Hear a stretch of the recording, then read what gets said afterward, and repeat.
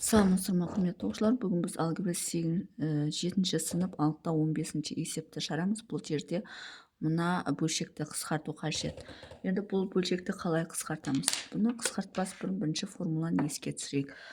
Бізде а куб плюс б куб деген сөз, а куб плюс б куб деген сөз, ол бізде а қосу б, а квадрат минус аб плюс б квадрат еді. Енді мынау бізде а квадрат минус б квадрат деген формула келеді. Оны а плюс б, а минус б. Міне осы екі формула арқылы біз на x куб плюс y куб, x квадрат минус y квадратты осы формулалар арқылы жүктейміз. Бұнда а-ның орнында x тұр, б-ның орнында y тұр. Ендеше бұл бізде x плюс y, x квадрат минус xy плюс y квадрат деген сөз. Ал бөлшектің бөлімі x плюс y, x минус y деген сөз. Енді осы жерде x плюс y пен x плюс y қысқарады. Бізде қалады x квадрат минус xy плюс y квадрат деген сөз. Бөлу x минус y. Бірінші есептің жауабы осылай болады екен. Енді екінші есепті шарамыз. Екінші есеп m куб минус n куб бөлінген m квадрат минус n квадрат.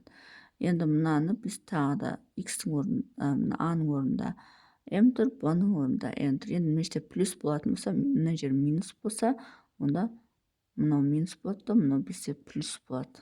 Айырмашылығы сол ғана. Бұлай болатын болса, m азайту n, m квадрат плюс mn плюс n квадрат бөлінген, но бізде m плюс n, m минус n деген сөз. Енді мына жерде m минус n мен m минус n қысқарады, сонда m квадрат плюс mn плюс n квадрат деген сөз. Бөлу m плюс n. Сонда бөлшекті қысқартқан кезде бізде міне осылай қалады екен.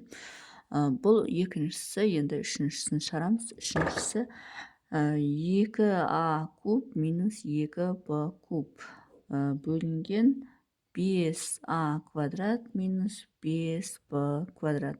Енді бұл жерде мына екеуінен де ортақ көбейткіш 2 бар. Сонда жақшаның сыртынан 2-ні шығарып жібереміз. а куб минус б куб қалады.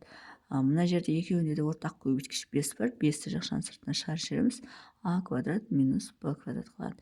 Енді мынау бізде екі өрнектің кубтарын айырмасы, екі өрнектің квадраттарын айырмасы деген формула келеді. Олай болатын болса, 2а минус б, а квадрат плюс аб плюс б квадрат деген формула келеді.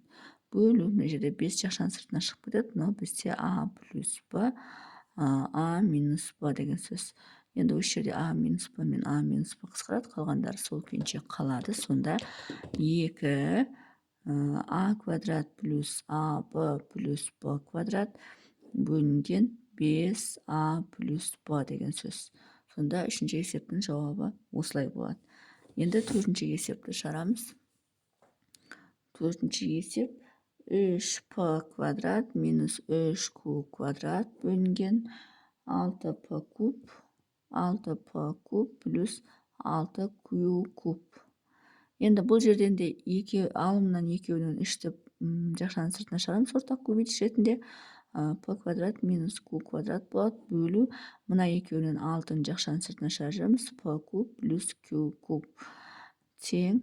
Енді мына жерде бірден қысқартып жіберсек, 3-ті 3-ке бөлеміз 1 болады, 6-ны 3-ке бөлсек 2 болады. Сонда алымында 2, бөлімінде 1. Енді мына жерге көбейту, жақшаның ішіндегі p квадрат минус q квадратты, яғни екі жақшаға жіктейміз. Яғни ол бізде p плюс q болады, p минус q болады. Ал мынау бізде p плюс q, p квадрат минус pq плюс q квадрат деген сөз. Енді осы жерден p плюс q мен p плюс q қысқарады. Сонда бөлшектің алдында тек қана p минус q қалады. Ал бөлшектің бөлімінде 2p квадрат минус pq плюс q квадрат қалады. Бұл бізде үшінші есептің жауабы. Төртінші есептің жауабы екен.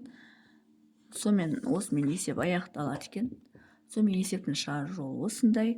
Егер есептің шығару жолы түсінікті болса, лайк басып, комментарий жазып, каналыма тіркеліп кетсеңіздер болады.